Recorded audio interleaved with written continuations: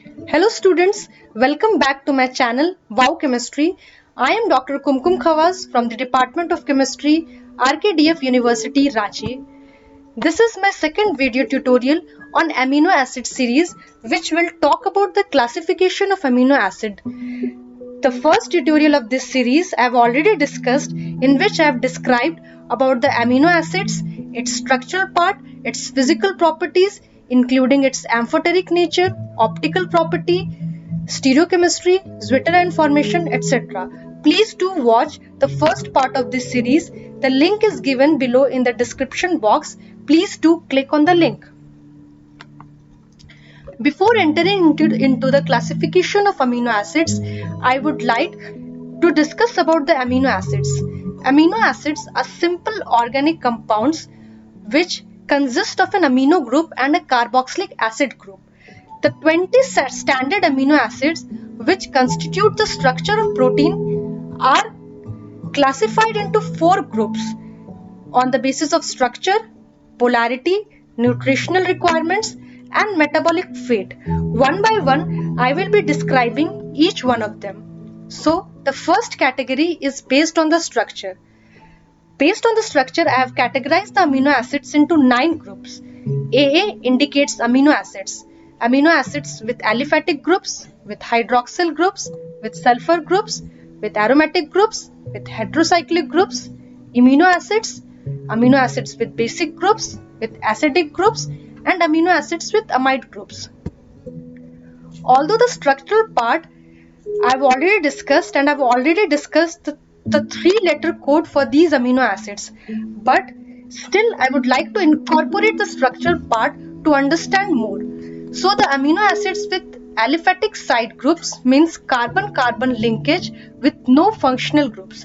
These are again categorized into simple amino acids and branched amino acids. Glycine, which is considered as the simplest amino acids, it consists of the smallest side chain, that is hydrogen. Alanine, it consists of a methyl group. Then the branched amino acids. These amino acids are having a branch in their side chains. Valine with an isopropyl group, leucine with an isobutyl group, isoleucine with a secondary butyl group. Then second one is the amino acids with hydroxyl groups.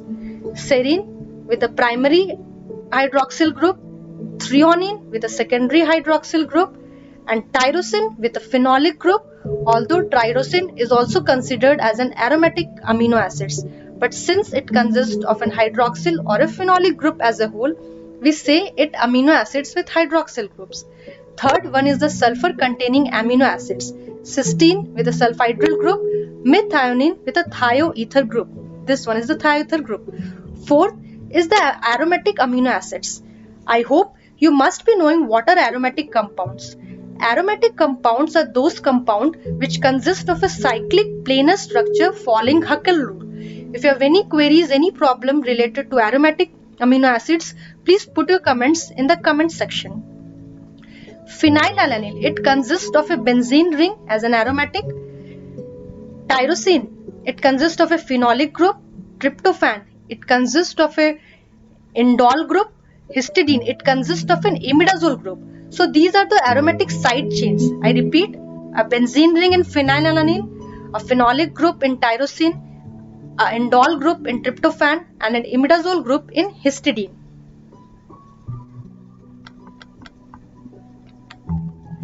Fifth is the amino acids with heterocyclic groups. Heterocyclic compounds are those compounds which carries a cyclic structure along with a heterocyclic atom that may be nitrogen, sulfur, or oxygen. So here tryptophan consists of a 6-membered and a 5-membered ring fused together with a nitrogen atom, which is as a whole called as indole. Histidine carries a 5-membered ring with 2 nitrogen atom, which is an imidazole group. Proline consists of a 5-membered ring with a nitrogen atom, which is a pyrrolidine group. So these are the heterocyclic side groups which are attached to these amino acids: indole, imidazole, and pyrrolidine. Amino acids. Such amino acids do not carry a primary amino acids, instead they carry a secondary amino group, that is NH. Seventh is the amino acids with basic group. Such amino acids carries an extra basic groups. Lysine carries an amino group. Arginine carries a guanidino group. Histidine carries an imidazole group.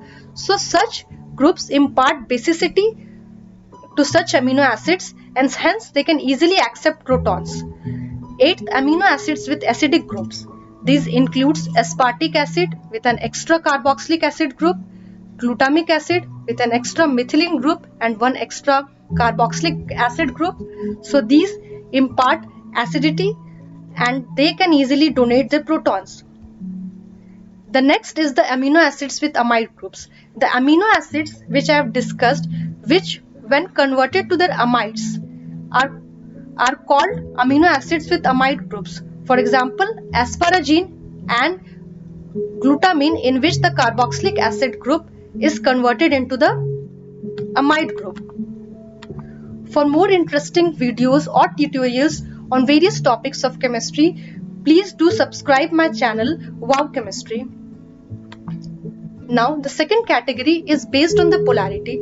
Based on the polarity, actually you can categorize the amino acids as a non-polar amino acids or polar amino acids. But I have described here, I have categorized as 4 categories: non-polar amino acids, polar amino acids with uncharged side group, polar amino acids with positive side groups, and polar amino acids with negative groups.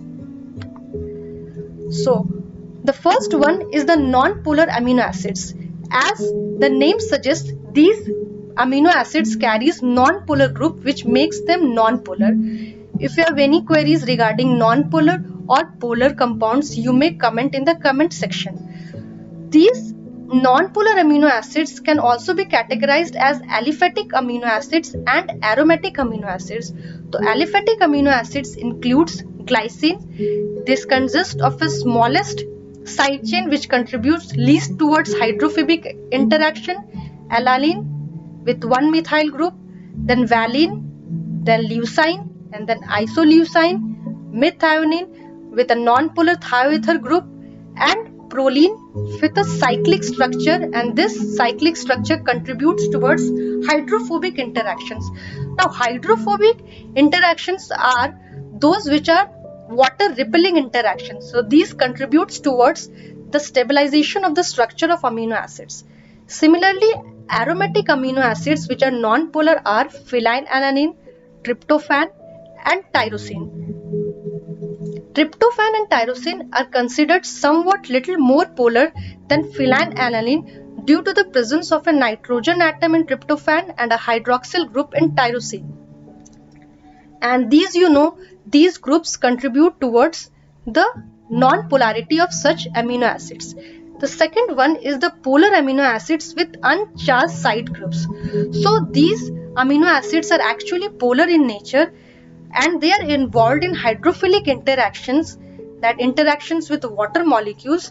So these amino acids actually carry hydroxyl group or sulfhydryl group or amide groups which can easily undergo hydrogen bonding. For example, the hydroxyl containing amino acids threonine and serine, the sulfhydryl containing amino acids cysteine, and the amide containing amino acids asparagine and glutamine come into this category. One thing you should remember, that the sulfur containing amino acids, one of them is methionine due to this non-polar part, and the cysteine is polar due to this group. The third one is the polar amino acids with positive side groups. So if the side groups are positive or negative in nature, then they will contribute more towards hydrophilic interactions. So under this category, all the basic amino acids come. These are lysine, arginine and histidine. At neutral pH, it has been found that the nitrogen atom of these basic groups, NH2, guanidino or imidazole, can easily accept protons and hence contributes towards basicity, and these are considered as polar amino acids with positive side groups. The fourth one is the polar amino acids with negative side groups. It includes the acidic amino acids that are aspartic acid and glutamic acid, as at neutral pH, these can easily impart its proton to get converted into carboxylate ion. The third category is based on the nutritional requirements. On this category, we can classify them as essential amino acids and non-essential amino acids. Although I have categorized as essential amino acids, semi-essential amino acids and non-essential amino acids. Let us look into that. So essential amino acids, as the name suggests, these are indispensable amino acids. That means very much required by the body. This cannot be synthesized by the living bodies, hence must be supplied through diet. For example, through pulses, meat, milk, etc. So in this category, there are 10 amino acids: isoleucine, leucine, lysine, valine, methionine, phenylalanine, tryptophan, threonine, histidine, and arginine. So here I'll suggest you a mnemonic to memorize the 10 amino acids. So how will you remember this? Consider the first letter of each of the amino acids as I have written over here. Then you can memorize it as I love Lucy very much. Please try to help Orko. I'll repeat. I love Lucy very much. Please try to help Orko. So in this way you can memorize this. Now the second category comes as semi-essential amino acids. These are also essential amino acids only, but this can be synthesized by adults but not by growing children or ill people. Hence they must be also supplied through diet. These include arginine and histidine. Arginine and histidine. Now comes the non-essential amino acids or the dispensable amino acids. These amino acids can be synthesized by the living bodies, hence are not required. So apart from the 10 amino acids, if you remember these 10 amino acids, then you can get the other 10 amino acids as the non-essential amino acids. So I'll name them: glycine, alanine, serine, cysteine, aspartic acid, asparagine, glutamic acid, glutamine, tyrosine, and proline. Now the fourth category is based on the metabolic fate. You can categorize the amino acids as glucogenic amino acid, glucogenic and ketogenic amino acids, and ketogenic amino acids. So first I will be discussing about the glucogenic amino acids.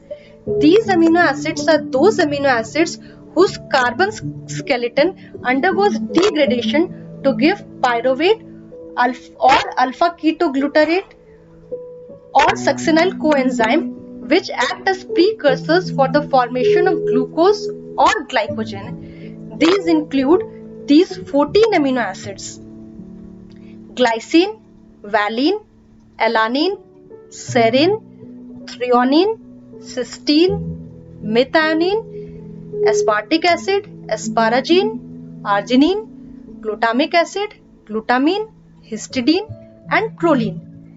Now then comes the ketogenic amino acids. These are those amino acids whose carbon skeleton undergoes degradation to give acetyl coenzyme or acetoacetate, which act as precursors for the formation of fatty acids or ketone bodies. Two amino acids, leucine and lysine, are exclusively ketogenic in nature. And the second category, which just now I left, I am discussing about that. The second category is the glucogenic and ketogenic amino acids. These amino acids are those amino acids which act as precursors for the formation of glucose and ketone bodies.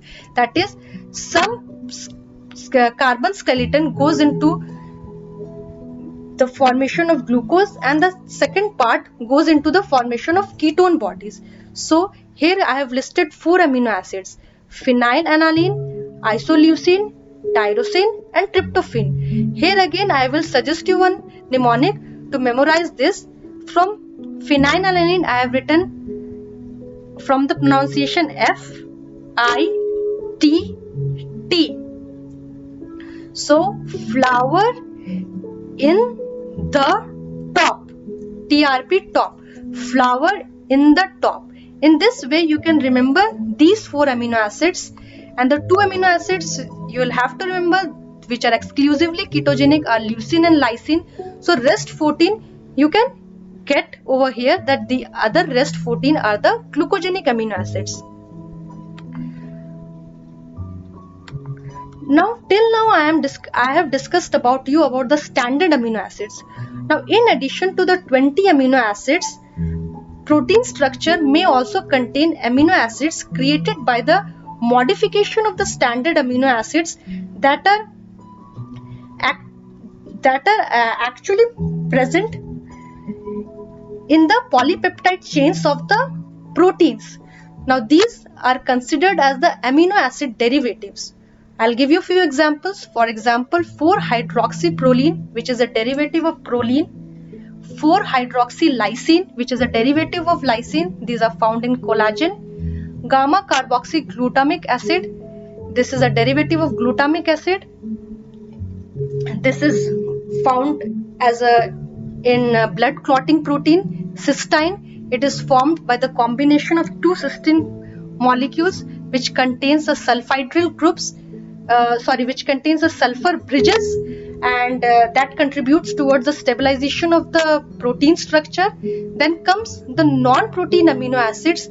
These protein amino acids are not present anywhere in the structure of the proteins but are biologically very important. Some of the examples I have listed over here: ornithine and citrulline, which are intermediates in the biosynthesis of urea, S-adenosyl methionine, which act as a methyl donor, gamma amino butyric acid, which act as neurotransmitter, beta aniline, which act as a component of vitamin, and so on.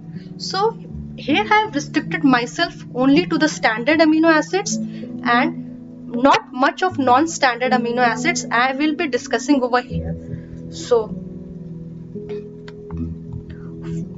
if you find my video lecture interesting and if you really learned anything about this, then please do like and share this video, and please do subscribe my channel to know more about chemistry and to learn more about chemistry. In the next series I will be discussing about the synthesis of amino acids. So please do subscribe my channel, and thanks for watching.